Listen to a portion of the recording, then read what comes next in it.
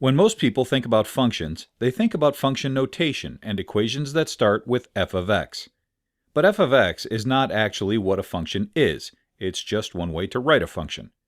Conceptually, a function is a rule for transforming input values into output values. You have a certain range of input values, or x values, that you can plug into the function. The function then tells you what you do to the x values to transform them into output values, or y values. You can show functions in all kinds of ways, not just with function notation. Graphing is one alternative way, but you can also write a function numerically. A function written numerically is a table of values that show the relationship between the inputs and the outputs of the function. Here is an example.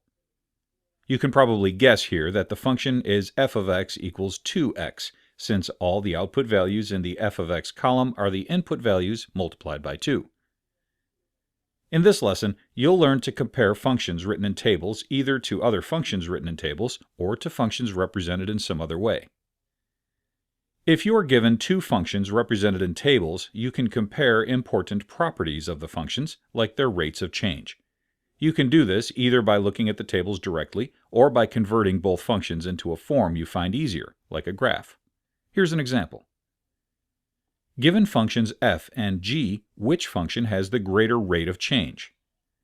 In this example, you could look at the two functions and see just from the numbers that g is increasing more quickly. As x goes from 1 to 5, f of x goes from 2 to 10, while g of x goes from 3 to 15. For the same change in x, f of x increases by 8, while g of x increases by 12.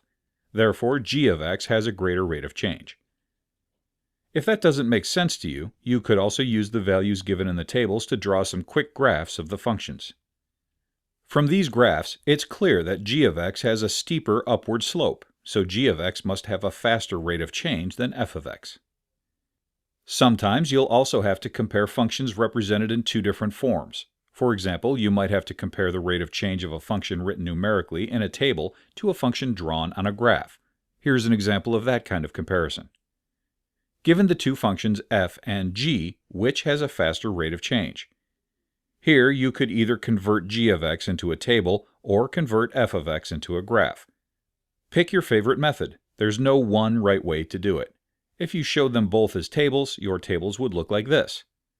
Comparing these tables, you can see that the rate of change is the same for both functions. For each function, y increases by 1 as x increases by 1.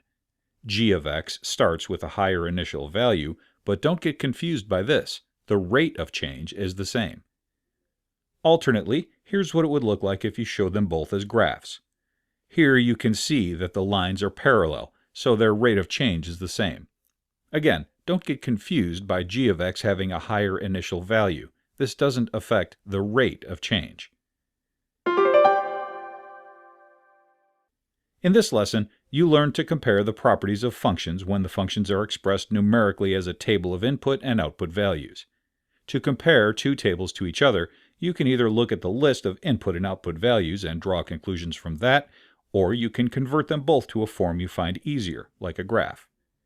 It all depends on what you're most comfortable with. To compare a function expressed numerically to a function expressed some other way, just convert them both to the same form. Again, you can pick whichever you prefer. Use whatever methods feel most comfortable to you. Now, try some yourself on the quiz.